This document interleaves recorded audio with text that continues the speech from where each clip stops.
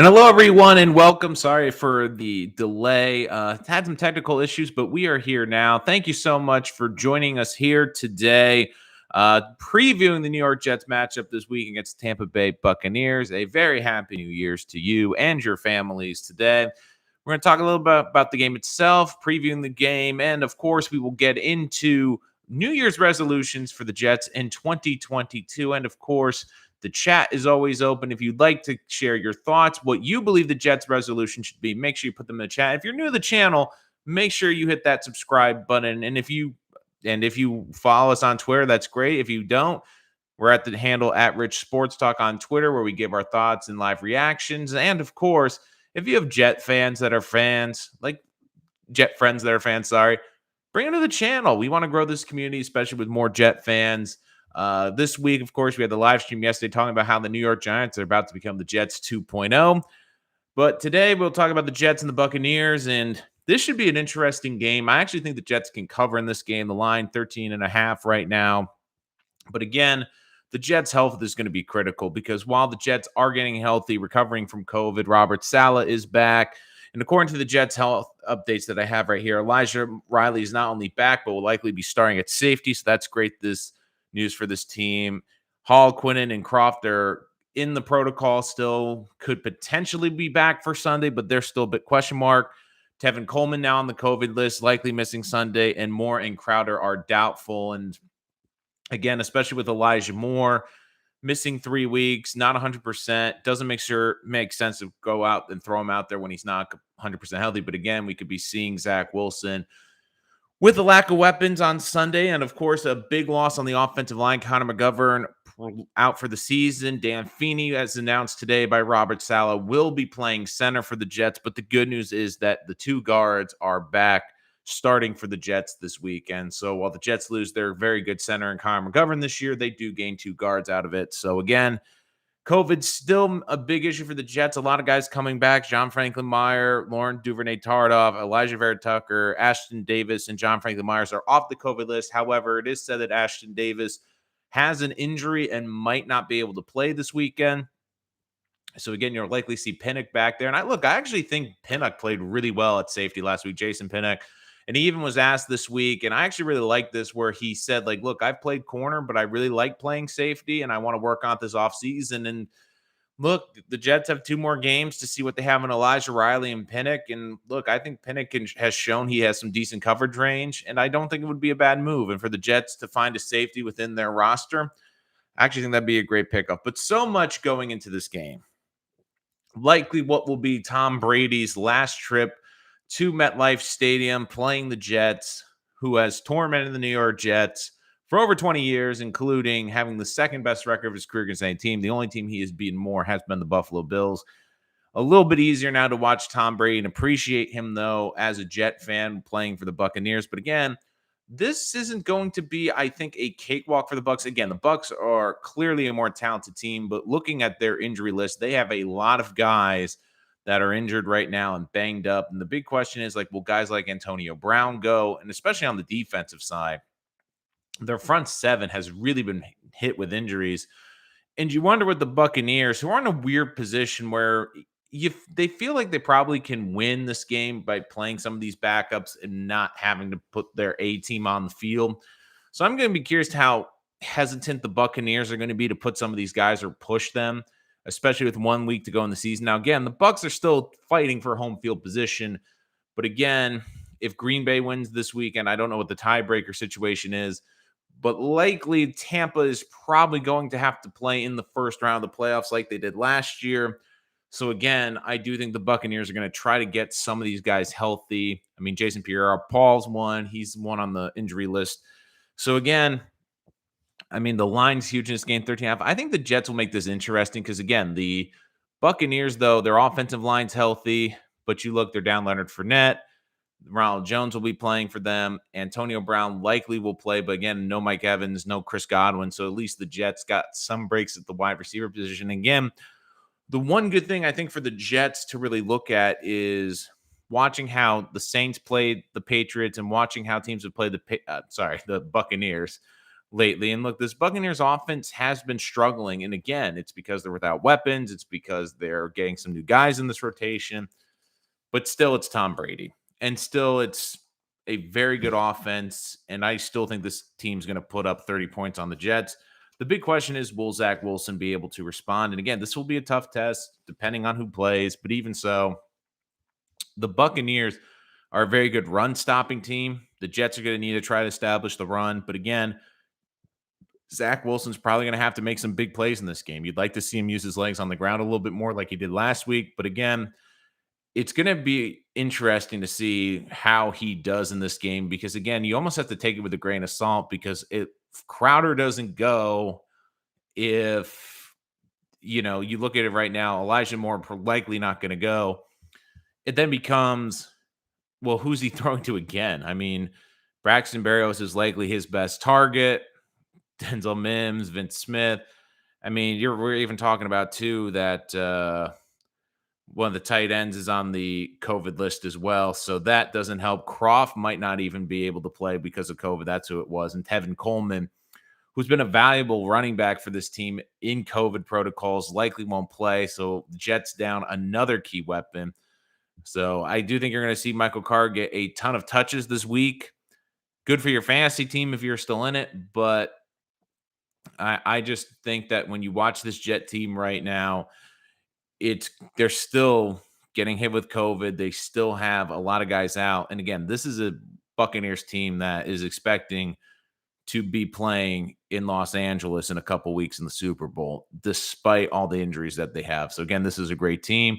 This will be a good test. And look for the Jets. Let's just see how they can play. Let's see if they can play up to the competition. Let's see if John Franklin Myers can get some pressure coming back this week. And that's the other thing, too, with a lot of these guys coming back from COVID, although it depends because it does look like it's the newer variant, which isn't as serious. But we've seen guys come back from COVID in the first week or two.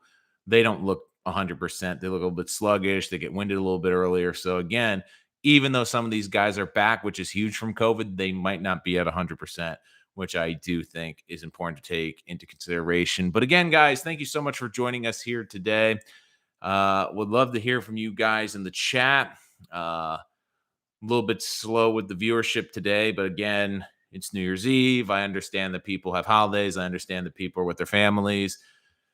I want to talk one thing about this Jet season. And at this point in the season, it's kind of hard to preview some of these games, especially because so many of the guys are out. But one thing I was thinking about was like resolutions for this upcoming year and certain resolutions that this team could make going forward. And I was really thinking about this, and I thought a couple resolutions could be very simple. One is have a 2021 draft, not a 2020 draft, because we've seen how that has gone over. Another resolution for this team, for me at least, is stick to the plan. That's going to be really difficult because I'm curious to see how Woody Johnson is viewing this process. The one thing I get worried about this offseason a little bit is it kind of reminds me of where the Jets were in 2014. They went all in on 2015. Yeah, they had just missed the playoffs. But again, that season, those bad contracts really hurt the Jets for years later. And I just feel like this team is a long build right now. And again, I would rather see this team be competitive and be a young team. And look, even if they miss the playoffs next year, but they're competitive, they're playing late in December, and you see that they are right on the door hand. Hoppo, what's wrong with Tyler Croft? No, he's not hurt. He is in the COVID protocols. Him, Bryce Hall, and Quentin Williams. There's a chance they could play on Sunday, but again, with the COVID protocols, they have to have a couple negative tests. So there's a chance Croft could play. But again, like that's the other thing too with a lot of these Jets. A lot of them aren't hurt. It's the COVID and it's the protocol. I know that again, out of the protocol and playing this weekend will be Elijah Vera Tucker, Laurent Duvernay-Tardif, Ashton Davis, John Franklin Myers, and Elijah Riley, who had that scary moment in Miami. Not only will be back, but Robert Saleh did say he would be starting, so that will be a positive on this defense. I'm guessing it will be him and Jason Pinnock. There was a report today that Ashton Davis sustained an injury last week. He might not go. So again, Connor McGovern, also another big loss. I mean, we pretty much knew this coming into this week with the MCL. They were going to shut him down. Dan Feeney, the greatest mullet on the Jets, will be taking over at center. And again, like it'll be interesting to see how he handles the center position. But again, it feels like a plus for this offensive line because even though they lose McGovern, who's been a valuable center for this team this entire season, they gain Elijah Vera-Tucker, who is the best lineman on the team, and also Laurent Duvernay-Tardif, who's been a solid starting guard for this team ever since that trade by Joe Douglas in Kansas City. So he is back. But again, guys, I'd love to hear from you in the chat. What are your resolutions for this team going forward?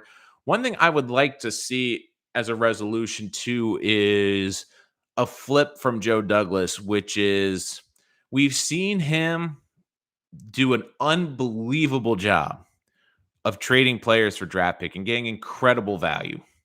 But one thing I would like to see is can he pull off a trade bringing a talent back to this team? Because we've seen with these young quarterbacks that teams that are aggressive in getting playmakers around their quarterbacks have been rewarded and the aggressive nature. And it's really changed the status of their franchise. I mean, think about the couple of big seismic trades and how they have impacted young quarterbacks. Up in Buffalo, Stephon Diggs gave Josh Allen a legitimate number one receiver. A great number one receiver, elite, and he has been helped tremendously. Like you've seen Josh Allen go from a big gunslinger and a big running quarterback to a guy who they consider to be an MVP candidate.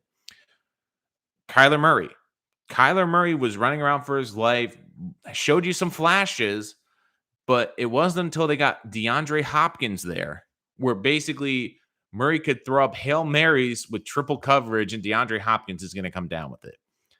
I mean, we are seeing that payoff. Now, again, is there a big receiver out there? Devontae Adams, I don't think is leaving Aaron Rodgers, whether it's in Green Bay or wherever he goes. I would like to see this team go after Allen Robinson. If somehow the Bears franchise tag him, I would try to trade like the third round pick and throw an additional pick to bring in Allen Robinson just because he is such a dynamic, game-changing wide receiver. And again, the Jets have to be smart. There's going to be some good free agents, Michael Gallup, Mike Williams. Mike Williams could potentially be a number one receiver, but I am a little worried about his injury history. There's a lot of good number twos out there, but again, the Jets have already paid Corey Davis, and I think Corey Davis is a solid number two. They really need an elite number one. And if someone becomes available on the trade market, I would like to see Joe Douglas be aggressive and really go out there because, again, this is a guy who we've seen get incredible value for the players, but in turn, I would like to see him get that on the return end. And maybe he's not even a receiver. Could he get a good corner maybe? Could he get a good pass rusher? Could he get a dynamic tight end? Another resolution for this team, too, is I want to see them simplify things for Zach Wilson. One of the things that I believe that has really stunted Zach Wilson's growth has been all the voices in his ears. Now, again, the quarterback coach the Jets had tragically passed away in training camp. The Jets have brought in John Beck, Wilson's former quarterback coach. But again, you have a quarterback coach, an offensive coordinator. I mean, this offseason, they need to simplify it and have one or maximum two voices working with Zach Wilson on his development, on his mechanics, and on his progressions. Simplify. I just feel like one of the reasons Zach has struggled at times this year is he's just gotten so much information from so many different people, and that can be incredibly overwhelming. Good stuff, bro. Love your take on the team. Appreciate that as always. Thank you so much. And again, if you know any other Jet fans or even football fans, we'd love to have them here. We have a lot of original content, of course. Jet fans, if you want to feel slightly better about yourself, I went on a little bit of a tirade yesterday, and it's on the channel now, where I said the New York Giants are about to become the Jets 2.0, and I elaborate on why a decision that the Jets made years ago is very similar to one the Giants are making now, and it has led to the Jets pretty much being in the position that they have been for the last decade. So a lot of good stuff there, and of course, our latest mock draft is up. You can check that out. First 3 round picks. We're going to do an end of the season mock draft when we finally get the final selections for the Jets. Again, I do 3-round mock drafts until after free agency for a couple of very important reasons. Number one, you can get a better idea of the depth for the day 3 of the draft, and because then we figure out all the compensation picks. Because I do the full board, like I have to go through every pick to make sure that it's accurate, and I can't really do that until some of those things have been redeveloped. I mean, I can do some guesses. If you guys prefer the 7, let me know in the chat. Let me know in the comments. But again, I don't think it will be as thorough as I would like it to be until after free agency. So we have all of that in there. Well, so again, guys, thank you for joining us. As always, if you have new comments, put them in the chat. Would love to hear your takes today. Do you have any resolutions for the New York Jets this season? Live chat is open. If you're new to the channel, thank you for joining us today. Please hit that subscribe button. Again, if you know any Jets fans that you want to add to a community that would love our takes, make sure to let them know. Let them know where they can subscribe. And again, they can follow us on Twitter at the handle at Rich Sports Talk. We do a lot of fun takes, stupid gifs, stupid things on Twitter. But again, you have to entertain yourself, especially sometimes watching this Jet team. And again, I think that this can be a very entertaining game this weekend. I'm really interested to see how Zach Wilson plays again, winning his 3rd Rookie of the Week. And, it's been a tough week for football fans. John Madden obviously passed away. Then today, right before I go on, I find out that Betty White passes away.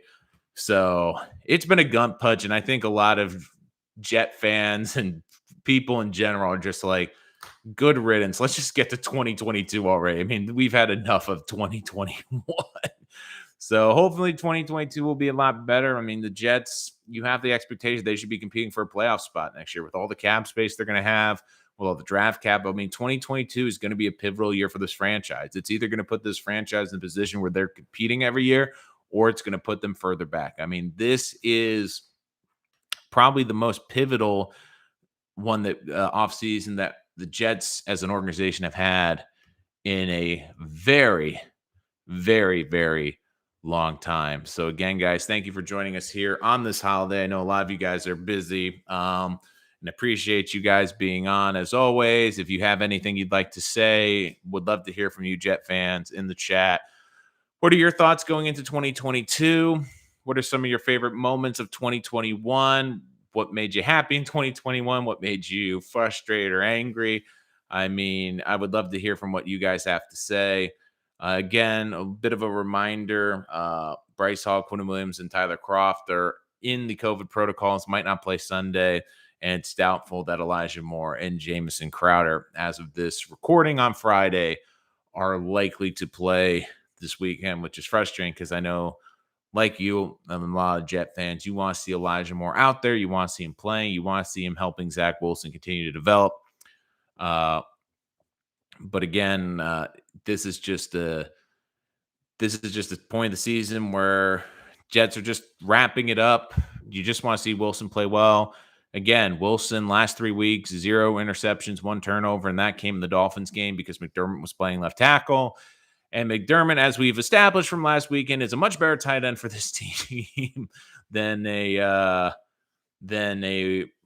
left tackle. And who knows, maybe McDermott's going to be the 2nd string or 3rd string tight end this week. I mean, he proved he could catch. And I mean, right now the Jets still are decimated at the weaponry because of injuries, because of COVID, just rough. And that's the amazing part too, is you give Joe Douglas credit because he made sure that Zach Wilson had the deepest depth chart wide receiver the Jets have had probably in 10, 15 years. And still, I mean, the Jets, they're number 1, they're number 2, they're number 3 receiver. Keelan Cole's probably the 4 is going to start.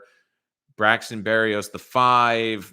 And then it's just Vincent Smith and Denzel Mims. I mean, one guy that really needs a New Year's resolution is Denzel Mims. I think he really needs to go into 2022 and really have a hard look and see what he needs to do in order to make a team. Because like I said this a couple weeks ago about Denzel Mims, like it's amazing how far he's fallen. And I said that this was going to be a golden opportunity for him when he was going to get these reps. And it wasn't necessarily for the Jets. I said, like, when you're an NFL player, you're always auditioning for potentially other teams. Because other teams and scouts are out there looking for players, especially on teams that aren't good fits. And we know Denzel Mims is not a good fit for this team. But again, if he played well the last couple weeks of the season, I think the Jets were hoping that they could get fair compensation for him. I do think Joe Douglas didn't want to trade him because they see the talent there and they feel that if he's out there playing, he could maybe garner some more attention in the offseason. But again, I don't think Denzel Mims has any value right now. But I do think the Jets are not going to trade him. Like I'm making my first prediction for 2022. The Jets will not trade Denzel Mims until training camp. Because I have a theory, and that to me is Joe Douglas is going to try to get as much as he can for Denzel Mims. And right now, you're not going to get anything before the draft. I mean, I don't think the Jets will get a seventh from people. And I just feel like the Jets, what they're going to do is hope Denzel Mims doesn't get food poisoning in the offseason, has a good offseason, comes into the camp in great shape, has a bit of a mindset. In best case scenario, he comes in, he plays well, he earns a spot on this roster. That's great. But also, I feel that the Jets are going to give him a ton of playing time in training camp next year just because they're going to try to showcase his talent, and hopefully he can make a couple plays like when he broke the tackle in training camp earlier this year, just to increase his value and have people interested in trading for him. And maybe some team just says, like, look, he just doesn't fit with the Jets system. We're thin at wide receiver. We've had like 2 or 3 big injuries in training camp this year. He's not going to cost us much. Like, we'll trade a 6th-round pick for Denzel Mims. And I think that that's what's going to happen with Mims. I doubt he's going to get traded before the draft.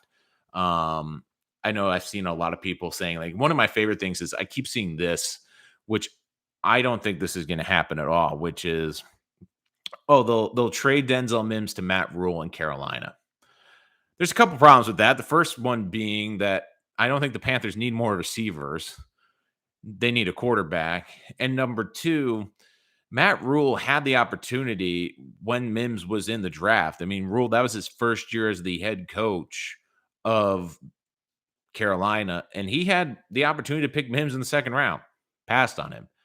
And like I've said before, that always stuck with me because this was a kid that was a part of his program, likely recruited. And he was there, and Matt Rule got to see him at practice every day, got to see him on the football field. And let's be honest, Denzel Mims was a big part of the success that Matt Rule had at Baylor. So I always thought it was odd that he passed on Mims because I was thinking to myself at the time, does he know something that we don't know? And again, the reports are that Mims isn't exactly the greatest practicer in the world. He isn't exactly a good fit. Like, it just feels like he needs a change of scenery. It just feels like it was a decision where even the Jets, like, let's be honest, like everyone's saying, the Jets took him in the 2nd round. Jets took him in the 2nd round. Jets also trade back 13 slots. And I think what happened was it got to the point where they were there at that late 2nd round pick. This is again who knows what really happened, but I believe what happened is they were there. Maybe the Jets were thinking about trading back again. No one would come up to take that Jets pick. So the Jets had to take a player. And they looked and said, like, look, Mims is a big physical specimen. He's talented. Hopefully in our system and in Adam Gase's system, which was the offense at the time, he'll be a good fit. He'll be able to develop. And again, Mims doesn't fit this new system. It just hasn't worked. I think he needs a change of scenery. But again, I don't think that's going to happen until at least training camp because you're not going to get anything for him. And again, it's frustrating because these last few games, his biggest impact is penalties and bonehead plays. I mean, he's not even getting catches. I mean, Connor McDermott has more touchdown catches than Denzel Mims. And McDermott has 1 touchdown catch. That's terrifying when you're the 2nd pick. I mean, we've killed Stephen Hill as Jet fans. I mean, I feel like most Jet fans have almost blocked Stephen Hill out of their minds as a former Jet player because people felt like he was such a disappointment. He was such a bad football player. He was just terrible. But again, he had a better like he's had a better career. When you make Stephen Hill look competent with the Jets, I mean that's good. I mean Stephen Hill had 3 touchdown catches in his first season with the Jets. Denzel Mims has had 0 in 2 years. That is pretty terrifying, or as Larry David would say, pretty bad, pretty bad. Again, guys, thanks for joining us here today. Would love to hear from you. Do you have any resolutions for the Jets? Do you have any comments or questions for us today? I see we got a lot of people online right now. The chat is open. Would love to hear what you guys have to say, what you guys are thinking. So let me know in the chat. And if you're new, make sure you hit that subscribe button so you don't miss any of our content. So many videos out this week. This is our third. So make sure you check out the rest. But again, guys, would love to hear from what you guys have to say. Live chat is open. We've talked about a lot of the Jets coming off the COVID list. We've talked about some of the big injury players coming back, how I think the Jets can cover the 13.5-point spread. Because again, Tampa Bay is incredibly banged up, not 100%. So I do think the Jets do have a good opportunity to cover. I don't think they're going to win, but cover. I'm really curious to see Buffalo next week, what state Buffalo's in. Like, will Buffalo start resting starters? Because again, if Buffalo has a tiebreaker over New England. If Buffalo wins, I don't know what the tiebreakers are, but if Buffalo wins and somehow New England loses this next weekend, have they clinched the division, but they can't get home field? Like, do they rest players in week 18? That's a scenario where I could see the Jets maybe getting their 5th win of the season, but unfortunately for the Jets, I don't think they're getting past 4. I don't see that happening. Mr. Majix, I believe I'm saying that wrong. If I'm sorry, I apologize. Did you see Pauline's tweet about the coaching staff being fed up with Mekhi Becton and a possible conflict with the front office over his future? Was that tweet today? I've been hearing mixed things about Becton. One of the sources that I think is the most reliable for the Jets has been Connor Hughes, and Connor Hughes has been talking excessively about Mekhi Becton, basically saying that the coaching staff is actually happy that he hasn't put on weight and that they're happy about the way he's been handling the injury. But again, Robert Saleh made the comments this week that, again, this is a big off season for him, that he needs to be able to put everything together, that he needs to come back with a strong showing next year. So again, once again, this is a really big offseason for him. He needs to go out there and, prove that he can play. And I'm just trying to pull up that tweet. Is there a way we can put that tweet in the chat maybe? Or I'm just trying to figure out, let me see if I can find this, because I just want to read the whole tweet if possible. I think this is what it is. Yeah, the Pro Football Network one. Let's see.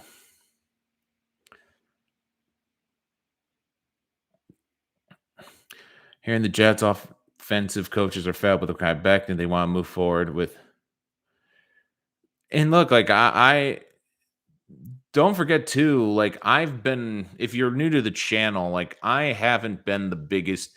I love Mekhi Becton as a person, but I've been saying this since week 1 that to me, Becton cannot be this team's long-term plan at left tackle for next year, because he missed 4 months his rookie year. He gave up 7 sacks, and this year gets out in week 1. I've been saying, if the Jets want him as a part of this team, he should be the right tackle, because again, what's his best strength is run blocking. And you put him on the right side. George Fant has allowed the least amount of pressures as a left tackle. That is impressive. Not only has he done an admirable job, but he has gone above and beyond. Again, he's a young tackle. The Jets, you're going to have a couple more good years out of Fant, and I would renegotiate the contract to maybe extend him, but take away the big $10 million hit this year. But again, it comes down to this other situation too, which is I do think that for Mekhi Becton, never forget this too, is I know he's a Joe Douglas pick, but again, this is a completely new coaching staff. This is a completely new scheme. And I know we want to criticize Joe Douglas for that 2020 draft, and I get it, and it was bad, but it was for a completely different coach and different scheme. If Mekhi Becton is not a fit for this scheme, and they don't think he's a benefit for this team going forward, again, Mekhi Becton this summer when he came into camp, there was reports that he was overweight. Then he had the plantar fasciitis. The plantar fasciitis, so he missed a lot of time in camp. Then when he was on the field, he struggled immensely in pass protection, especially against Carl Lawson. Then he had the run-in with LaFleur. And again, at the time, LaFleur did not have any credit. So a lot of Jet fans obviously went to Mekhi Becton. And one thing you will say about this coaching staff is they've done a good job developing these young players. But another thing about this coaching staff, too, is if they don't feel a guy is ready to play or a guy fits, they're not going to play him. I mean, look at what Denzel Mims is like. They're on a bad team, a 4-win team, and he's a second-round pick, and they're not playing him because they don't believe he fits what they're doing, and they don't believe that he is the best player on the field. And in football, you have to admire that they're at least acknowledging mistakes and at least acknowledging that there's a better fit and a better player for that. And again, if Mekhi Becton isn't a great fit, and if they feel in this system, which again requires more athletic linemen in the zone blocking scheme, you want guys that are better at moving in space and sealing. It's not about one-on-one matchups and bullying necessarily in this offensive line. That's why we've seen guys like Connor McGovern do a lot better. So the other thing too is don't forget with Becton, he's now going to have significant time. And I did see some people with the excuse like, oh, it was a freak injury, got rolled up into, you can't blame him. But again, this is also an injury where does the weight impact his recovery time? Because again, when we were told he was going to miss 4 to 8 weeks, I knew it was going to be minimum 8. But then week 9, it goes to, okay, Becton needs to work back. All right. And like you've seen the videos of him at practice and doing the work at practice. And again, it's all conditioning. It's not putting the pads on. It's not being able to go out there. And one of the things I keep hearing is, well, because of his size, that limits the recovery. And I get it. I understand, playing offensive line years ago, like it's a physically demanding position. And especially when you're carrying all that weight, it's very hard, especially on an injury to the legs or something that's load bearing. So for him, I just feel like he's going to be a part of this team next year. But again, there's so much coming out. I mean, we've heard these reports come out about Becton. I think it's a little bit mixed, and I do think that it is a situation too where again, like I understand he's a first round pick, and Joe Douglas probably wants him on this team because he's a first round pick, and people will kill him if he's not on this team. But again, if this coaching staff makes the decision that they feel that they have a better player or more reliable players than Becton, don't forget Robert Saleh wasn't in the room to draft Becton. He wasn't in to draft a lot of these guys in the 2020 draft. Again, the 2021 draft were guys that he had an input in and guys that he wanted on this team or him and Joe wanted on this team. So again, like I think Joe Douglas, he's tried to make Denzel Mims work. It's not working. I think Joe Douglas, again, like you as a general manager, you have pride in the picks you've taken. But again, if it's in the best interest for this team to move on from Mekhi Becton, I think it's too early to do that. I still think there's a lot out there. And again, Braden just brought this up. I do think it's a lot of clickbait because again, it's the Jets, it's low hanging fruit. It's basically, of course he's not playing and there's problems because he's not playing. Again, there's so much that can happen this offseason. It's like a bit like Denzel Mims. If Mekhi Becton comes in great shape next year, worked on his footwork in the offseason, comes in, has a great camp, comes out next year and plays great, whether it's left or right tackle, then we're never going to remember this. Again, the Jets are not moving on from him right now. barring something crazy like what Marcus May did off the field. But you get from the sense from Akai that he's not that type of person. I mean, just announced that he's going to have his first kid, so congratulations to him. But it just to me doesn't seem like he's going to do something crazy off the field. And again, like Mims, sorry, the value on him is incredibly low. I mean, you would need to play him and show teams that he's healthy. Mims is like, can he line up and catch the football? Because he hasn't done that all year. But for McBecton, it's health. So again, it'll be interesting to see. But to me, the draft is really going to determine how this team feels about Becton. Like if they make a conscious effort in the first round to get a tackle, it's telling you that they either don't believe in him long term because of his ability, but more likely they don't believe he's got the durability to be this left team's tackle. And again, they can draft the tackle, move him inside the guard, have a great offensive line, a perfect world, but then at least they hedge their bets. Like I keep saying, if Evan Neal is there for the Jets at 4, I would not be shocked if he's a member of the New York Jets in the draft, just because, again, Jets need as much help as they can, and they're not going to turn down a great player. But again, guys, if you have any more questions, put them in the chat. We'd love to hear from you. We're talking about resolutions for next year. Would love to hear your resolutions for the Jets. Any other questions you might have. We talked about Mekhi Becton. We talked about Denzel Mims. There are any other players that you want me to talk about or that you would like to discuss.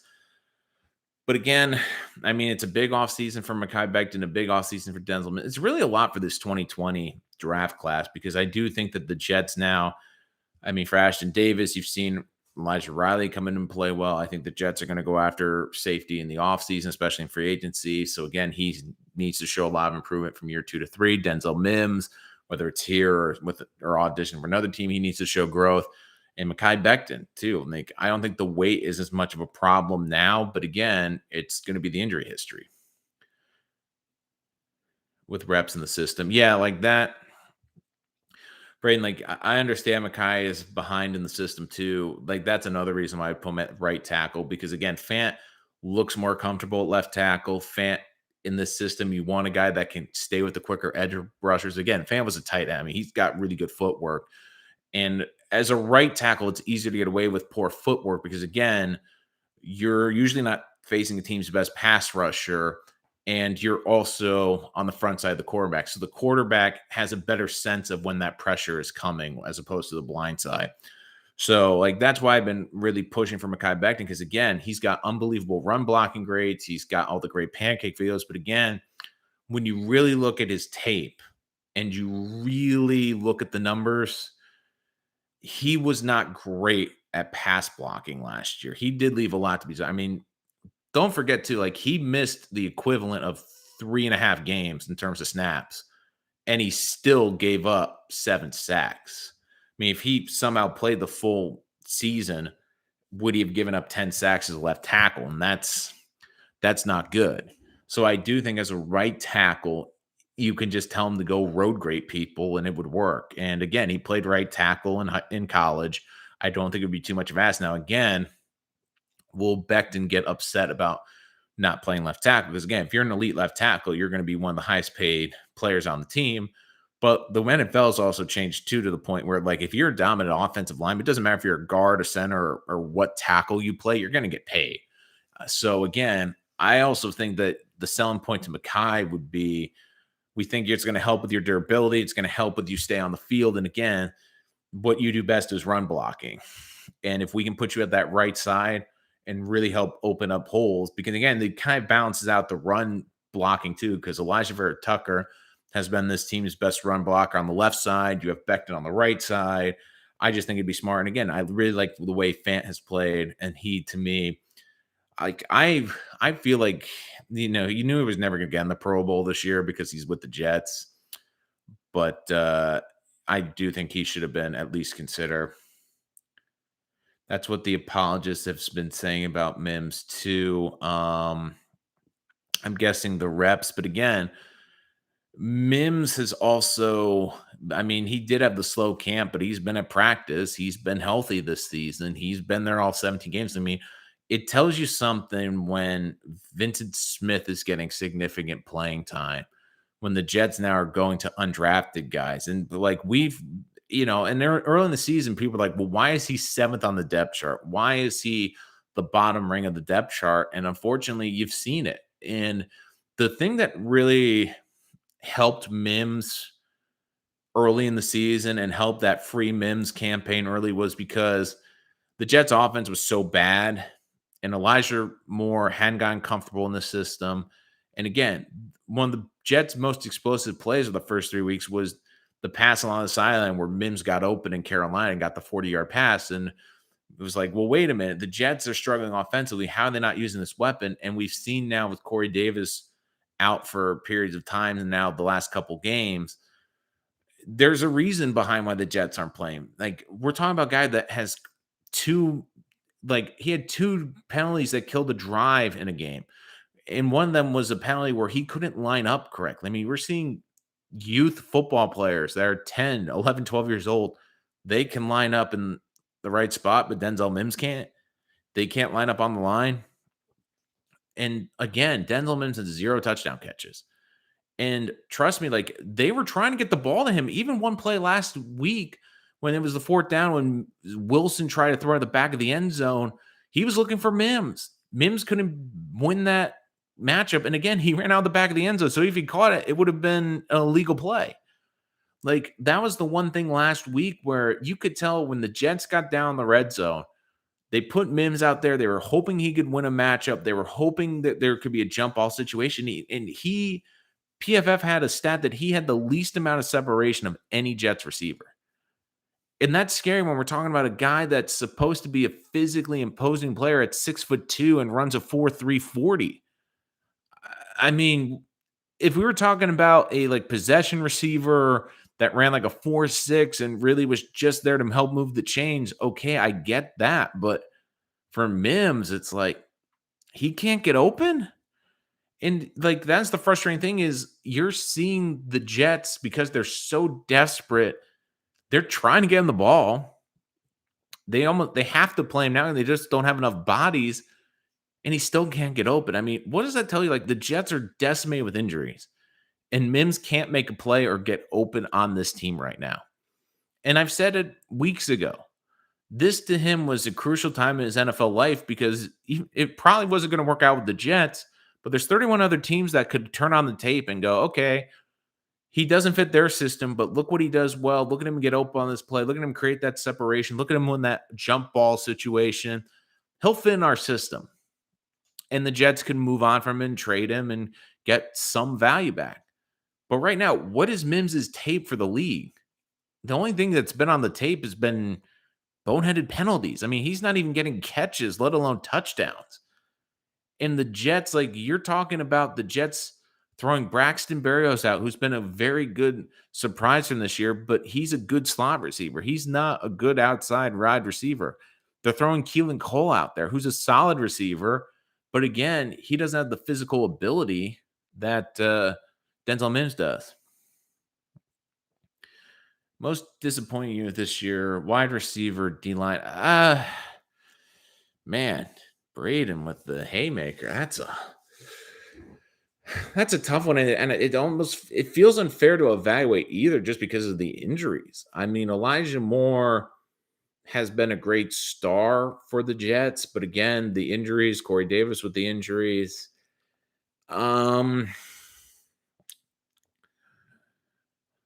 Again, I don't think you can really evaluate the positions fully because again, I just feel like I would say probably wide receiver because look, John Franklin Myers, even I know some people have been griping because of the contract and the extension. Look, he got a nice payday, but he's not getting a huge payday. It's a nice payday, but it's nothing egregious.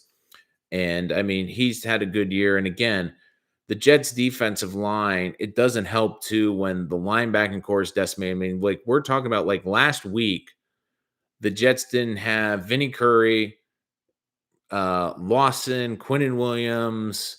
I mean, Sheldon Rankins were there. Florent Fatukasi was out. I mean, he should be back this weekend. But again, like this defensive line is so decimated. But when this team was remotely healthy, when they had competent safeties in the back end, the first 4 or 5 weeks of the season, they could get after guys.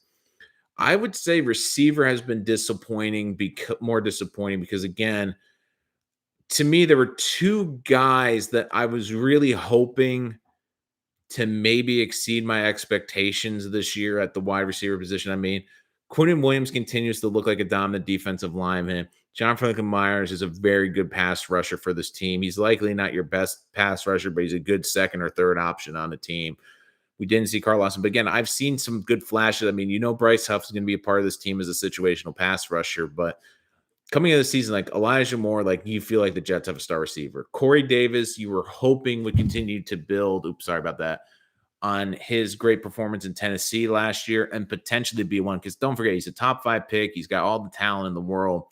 But again, I think the Jets gave him a contract where they said he's at least a good number 2, and he's shown he can be a good number 2. But it's a little disappointing that he didn't take that step into being a 1. But again, there's only so many guys that can do that.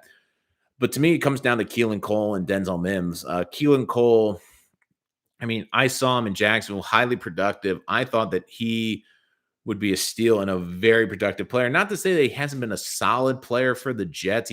He's been solid depth, but I was kind of hoping, especially when he was one of the top 3 receivers in the early progressions, that I mean, he would take a step forward. And again, I feel like Crowder, despite all the injuries and the setbacks this year, has had more production, has been a more dynamic player on the field than Keelan Cole has. So, and again, I think the biggest disappointment is Denzel Mims. And I think that's what sells the unit, Braden. And if you have any other questions, guys, put them in chat. I'll get to them right when I'm finished with this one. But again, I just feel like Denzel Mims, if I was to tell you as a Jet fan in July, Denzel Mims wouldn't be playing and that the Jets would likely be moving on from him, and that not only was he horrible, but he can't beat Vincent Smith out for playing time when the Jets are without their top 3 receivers.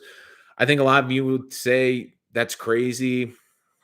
That's never going to happen because, again, you saw flashes last year, some Mims with some plays, and you're like, okay, this kid's got something. And again, you were thinking with more good weapons on this team, on this offense, and especially with a quarterback with a big arm that could throw it down the field, and having a guy that could throw 50 yards on a dime, and having a guy that ran a 4.3. I mean, when you came into camp, you really felt like Corey Davis, Elijah Moore, you thought could take a top off of defense, but you really thought like Denzel Mims could have a breakout year, like when we saw with Robbie Anderson with his first year with Sam Darnold. I mean, Robbie Anderson was a good receiver, but then we really saw him take off. And I think that's what Jet fans were expecting. Unfortunately, it was a disappointment.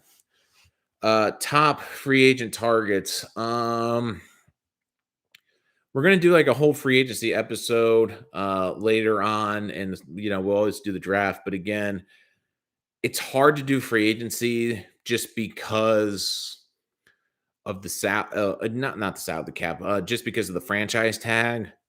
Guys who expect to reach free agents and get tagged. For the Jets, to me, it's the number 1 corner. If J.C. Jackson slips out of Belichick's grip and he wants to get paid, I would pay whatever it takes to get J.C. Jackson. Stephon Gilmore, to me, almost makes a little bit more sense for what Joe Douglas wants to do. I mean, the Jets really need an elite number 1.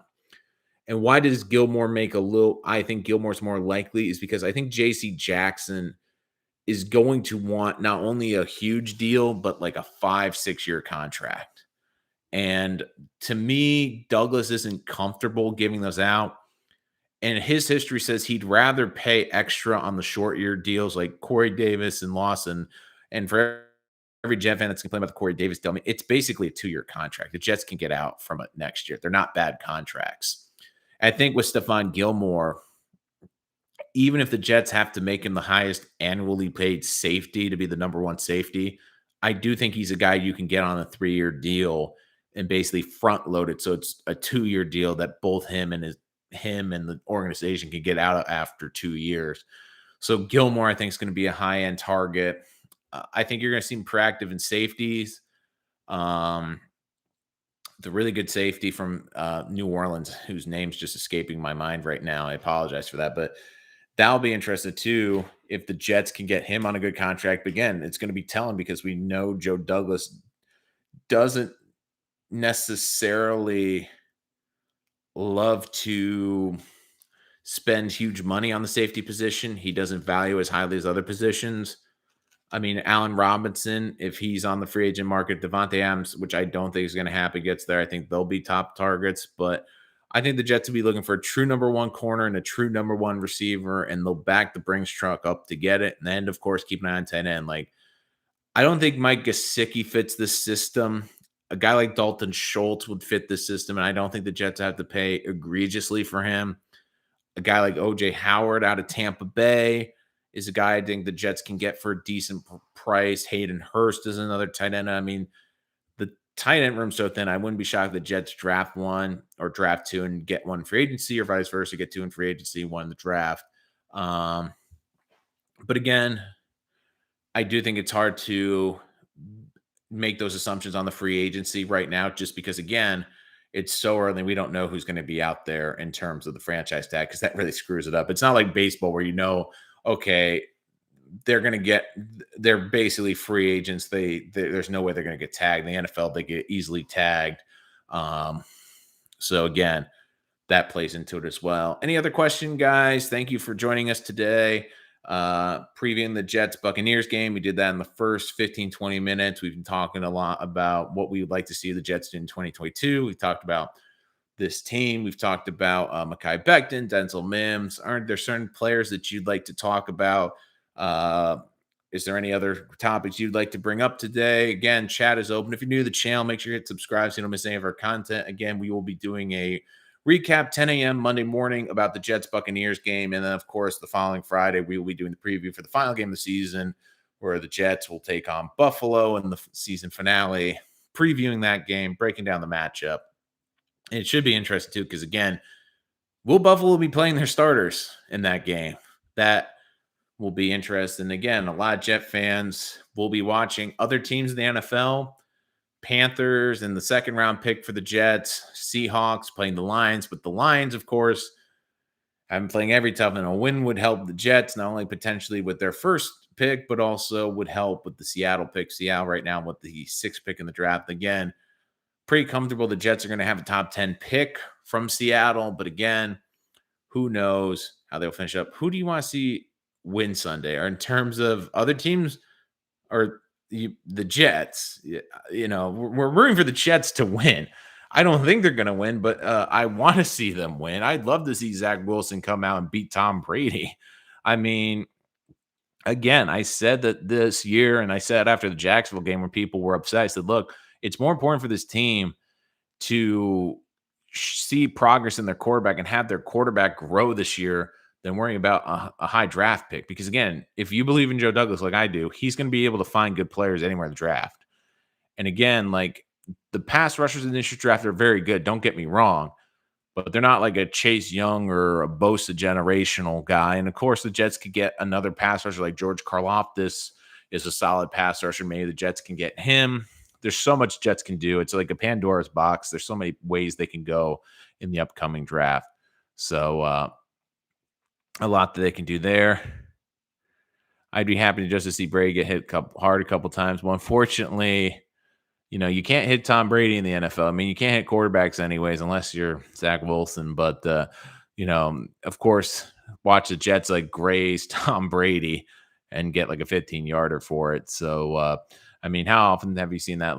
And it's funny too, because Brady has actually gone on the record this year saying he does miss that physical attribute of football where they're taking a lot of physicality out of it. And he said, look, a lot of times back in the day, one of the reasons the Ravens are such a tough matchup for the Patriots was not necessarily because the Ravens were more talented, but they were more physical. He said, more physical teams could beat more talented teams. Now it's harder to win on physicality with all the rule changes. And again, this is a player that has benefited probably the most of the rule changes than anyone because of how He attacks the field in the short passing game, how he gets the ball, and how he's been able to play till 45. So, but again, I found that out very interesting. But again, like I think Jet fans would love to see him get hit hard, but I just don't see it really happening because again, Jets could be without Quentin. The one unit that's healthy for now is Tampa Bay, but again, who knows if tomorrow Brady comes out and he's tested positive for COVID, then also the Jets have a really good shot in this game. Um, but there's so much that can go into that as well. But again, guys, thank you for joining us here today. We will see you on Monday to recap the Jets Buccaneers. New to the channel, hit that subscribe button so you don't miss any of our content, including mock drafts and previews for free agency. Again, you can check out our latest videos, including why the New York Giants are about to be the Jets 2.0. But thank you guys for joining us as always. I'll see you Monday. Thanks you again. And let's go Jets. Hopefully they can pull off an upset against the Buccaneers. We'll be back Monday to break down the entire matchup. We'll see you then, guys. Until then, happy New Year's and looking forward to a fun 2022.